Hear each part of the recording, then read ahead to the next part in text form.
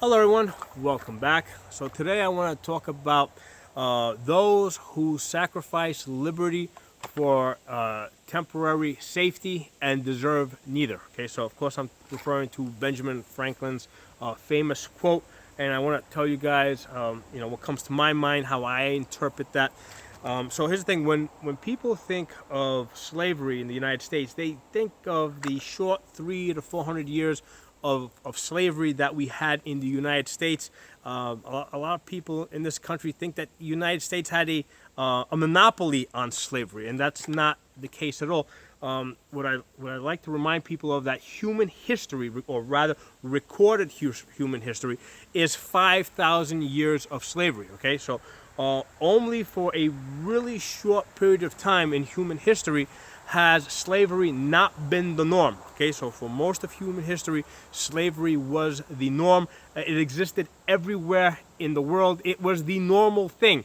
And who was a free person versus who was a slave was usually a matter of who won or lost the last war. Okay, so with reference to those that sacrifice liberty for temporary slavery and deserve neither, slavery is basically a contractual relationship. Okay, so basically, you capture a bunch of people, usually as a result of war. Okay, and what you tell them is that we're going to kill you all, but we'll spare your lives if you will if you will submit to being slaves. Okay, so basically, slavery is the promise of safety. Okay, and it's temporary safety, because once you submit to slavery, basically the slave owner can do whatever he wants with you, right? Because you're now property. You have no rights as a human being. So slavery is a contractual relationship. It's a promise for temporary safety. Where you give up your liberty. Okay, that's just the nature of slavery. Any way you look at it, and if you don't believe that, think of it in reverse. Because here's the thing: slavery cannot possibly exist, okay, if people are willing to sacrifice their lives, sacrifice their children's lives, for their freedom. Okay, slavery depends on people willing to give up their liberty for safety. That's the requirement. Okay, at the point where people are willing to die for their freedom, okay, it cannot exist anywhere in the world, during any period of time. And usually when I study slavery, again, I don't go to the really short history of the United States. I don't look at the 300 or 400 years of slavery in the United States. I don't even look at the entire history of the United States. I go to other time periods and other empires, like the Roman Empire, right, which was around for over 1,000 years, right? Founded 700 BC, went all the way to 1500 AD, right? The Byzantine Empire was, those were Romans. They considered themselves Romans. I consider the entire history of slavery, how it developed, how it was able to function, right? And what usually happened is, like, Rome made a business out of slavery. In fact, slavery was a driving factor in their economy. Part of the reason why they became an empire is because basically they kind of got hooked on slavery. Okay, they started conquering some of the local, some of the different lands around Italy, and upwards in the France area. And they started bringing slaves into Italy, into Rome, and what they saw is that, this is very prosperous for us.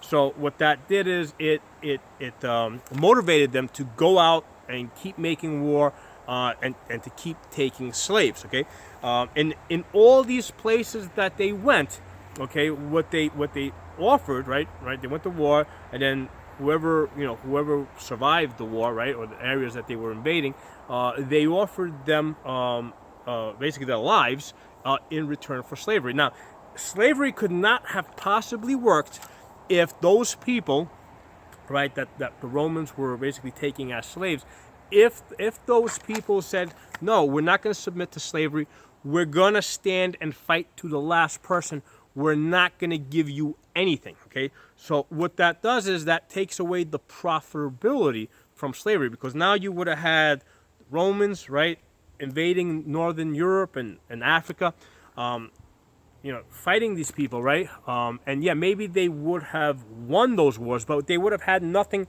to take back with them. And slaves were one of the most valuable things, in human history, right? So part of the reason why the Romans went to war was to collect slaves. And the Romans weren't the only ones that did this. The ancient Greeks did this. Egyptians did this. The Vikings, their primary business was the slave trade. A lot of people think that they really don't understand what the Vikings were about. The word Viking was not a noun. Okay, one was not a Viking. One went Viking. Okay, so the Scandinavians were people that went Viking, and to go Viking meant to go robbing and looting, and they're famous for some of the monasteries that they attacked. It took the gold, right? That's what a lot of times people think of. But there's only so many monasteries, and after the first couple of Viking raids, the monasteries got wise really quickly and moved the gold out of areas that were close to areas where the Vikings were raiding. So the Vikings, what they would do is they would invade these, basically raid these villages in northern England and Ireland and all these areas, and they would take slaves, right? And what they would do is they would go down to basically sell those slaves to the Arabs. Basically, at the time, Spain was Arab occupied, so they would take the people from Northern Europe and go down and sell them to the Arabs in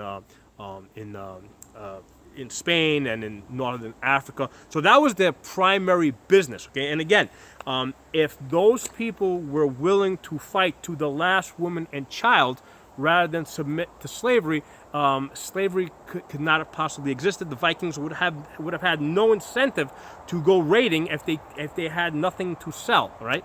So that's why I wanted to bring about what I wanted to talk about in this video. I've done other videos. In fact, I've done several videos on the history of slavery. I've actually created a playlist, and I'll link that below in the description, so you guys can go check out that playlist if this is a topic that interests you guys. But that's what I wanted to bring out.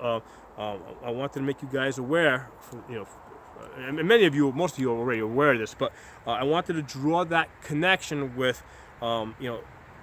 slavery is a contract. It's a contract where you give up your freedom for temporary safety, and then again, it's temporary because once you become a slave, the slave owner doesn't. There's no way that you can enforce that contractual obligation. They could do whatever they want with you. They could kill you. They can break up families. They could sell your kids off. So I think that is a perfect quote, but I don't think people fully take this quote to and understand its full meaning. Okay, so if you got any comments, please put in the comment section. If you're not a member of the channel, subscribe. I'll talk to you guys soon.